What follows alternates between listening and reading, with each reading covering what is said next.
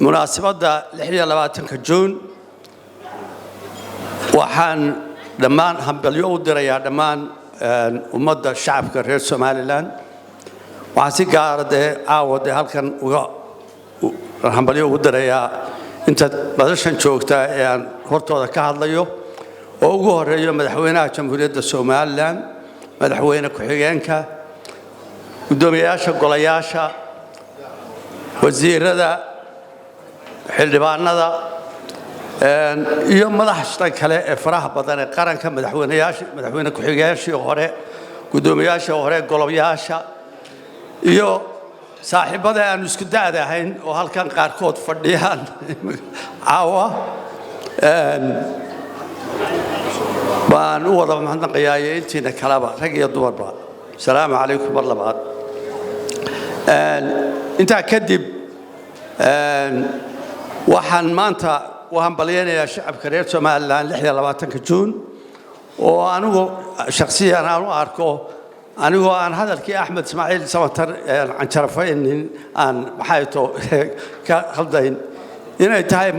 maalinta ugu mudan maalmaheena qaranka inaynu taa xaqiiqsano ayaan u arkaa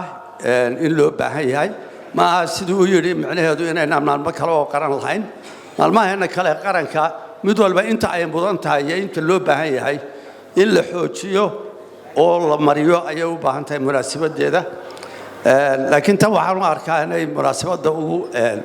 ugu muhiimsan ay tahay ujeed sababta aan u yirina sida uu isagu u arkayay waxaan u arkaa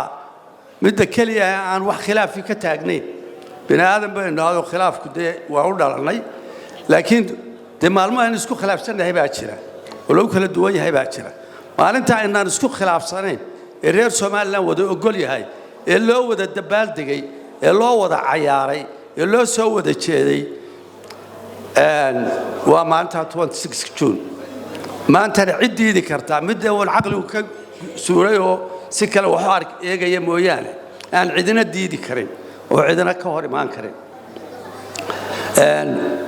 iyaga qaarkood annagu baa xasuusan qeeradii iyo xamaasadii iyo waxyaalaha halka ka dhacay in qarannimadeenu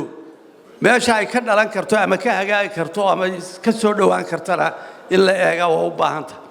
waa arrin muhiim ah oo qadiyada aynu iyo halganka aynu ku jirro ee aqoonsigeena iyo madax bannaanideena aynu ku jirro ay wax weyn ka tari karto wax weyn meel weyn kaga jirto ka qabanaysa intaas oo maan oranayaa salaamu calaykum waraxmatullaahi wabarakaatuh